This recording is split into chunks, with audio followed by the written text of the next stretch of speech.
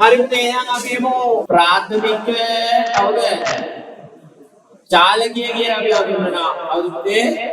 ප්‍රාථමික චාලකය. එහෙම නැත්නම් අපි කියනවා මොකද?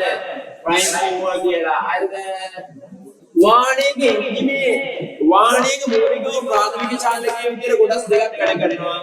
එක්ක කවුද පුතේ? ඉන්ධන දහනය වන වාහනයකට ප්‍රාථමික චාලකය වෙන්නේ කවුද? ඉන්ධන දහනය වෙන්නේ කාර්ය තුලද? එන්ජිම. එහෙනම් ප්‍රාථමික චාලකය වෙන්නේ කවුද? එන්ජිම. හරි. විදුලි වාහනයක නම් ප්‍රාථමික චාලකය වෙන්නේ කවුද?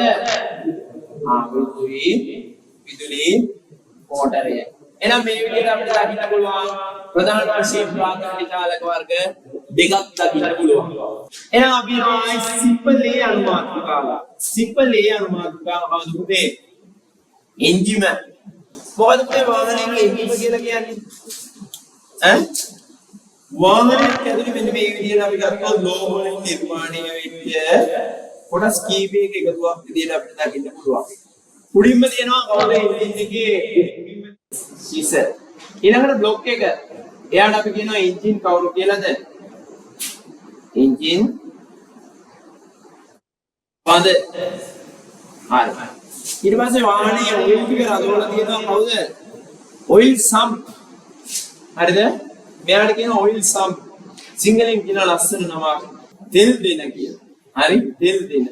හරි? තෙල් දෙනවා. තෙල් දෙන කියලා කියනවා. එතකොට එන්ජිමක් මේ විදිහට ප්‍රධාන වශයෙන් කොටස් කීයකද තුනකින් සමන්විත වෙනවා. හරිද? වාහනයේ එන්ජිම කියලා අපි හඳුන්වන්නේ මොකද්ද? එන්ජින් ඉන්ධන දහනය වීම. එතකොට මේ එන්ජින් බඳ ඇතුලේ තමයි ගොඩක් වෙනට මොනවද සිද්ධ වෙන්නේද? එන්ජින් බඳ ඇතුලේ තමයි මොනවද දහනය වීම සිද්ධ වෙන්නේද? මේක ඇතුලේ දහනය වෙනවා කවුද පුතේ? ඉන්ධන දහනය සිද්ධ වෙන්නේ මේ කියන සිලින්ඩරයක් ඇතුලේ. පැහැදිලිද මොකටද කියපු එක? හරි. මම ඉස්සරහට එන්ජින් වෙනවා විස්තරාත්මකව කතා කරනවා. දැන් මේ ඔක්කොම ඕවර්විව් එකක් යන්නේ වාහනවල. එහෙනම් එන්ජිමක් ගත්තොත් සරලව කොටස් තුනයි. මේ කොටස් තුනේ එන්ජින් බඳ ඇතුලේ ඉන්ධන දහනය වීම සඳහා දායක වෙනවා. හරි. ඒතර මෝටර රථයක චලනය සඳහා අවශ්‍ය බලය උත්පාදනය කරලා දෙන්නේ ඉන්ධන දහනය වෙන එක නම් කවුරු වගේද? මේ කියන එන්ජිම වගේ. විදුලි මෝටරය. උදේ විදුලි මෝටරයෙන් මොකද්ද වෙන්නේ? විදුලි මෝටරයේදී වෙන්නේ මෙහෙමයි. මේකෙම තියෙන විද්‍යුත් ශක්තිය බාහිර වර්ණය මේකට ලැබෙන්න ඕන. අර්ථ මේවා හදලා තියෙනවා උදාහරණයක් විද්‍යුත් ශක්තිය මගින් ක්‍රියා කරන විදියට මෝටරේ වැඩ කරන්න අපිට බාහිර කරන්ට් එක ලබා දුන්නාම මේක ඇතුලේ තියෙන රොටර් එක භ්‍රමණීය වෙනවා. හරිද?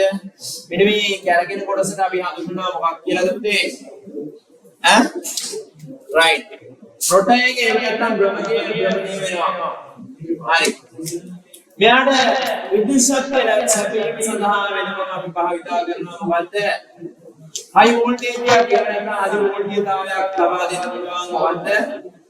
මෙයාට අපි පාවිච්චි කරනවා බැටරියක්.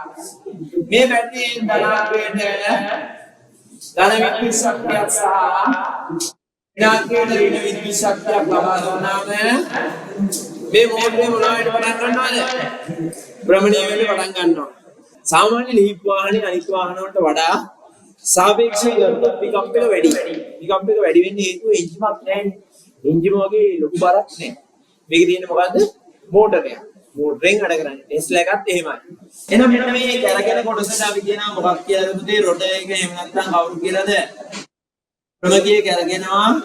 භ්‍රමකීය භ්‍රමණීය වෙනකොට මේ භ්‍රමකීය ආධාරයෙන් ඉතිරි කොටස් ටිකත් මොනවා වෙනවද? භ්‍රමණීය වීමකට ලක් වෙනවා. එහෙනම් අපිට මෙයා පොදුවේ හඳුන්වන්න මේ වැඩේ මේ කවුද පුතේ? විදුලි කවුරු කියලාද? මෝටරය. පැහැදිලිද නේද හැමෝටම? හරි. මෙයාගේ වෙනවා විද්‍යුත් ශක්තිය මොන ශක්තිය බවට පත් වෙනවද මේ වගේ වගේ? විද්‍යුත් ශක්තිය භ්‍රමණ ශක්තිය නැත්නම් චාලක ශක්තිය. මේකේ ශක්ති සම්ප්‍රේෂණය ගත්තොත් මොකද පුතේ? විද්‍යුත් ශක්තිය පත් වෙනවා මොන ශක්තිය බවටද? මොන ශක්තියද? චාලක කවුරු බවටද? චාලක ශක්තිය බවට පත් වීම සිද්ධ වෙනවා. පැහැදිලි? හරි. එහෙනම් ලියමු දරුවා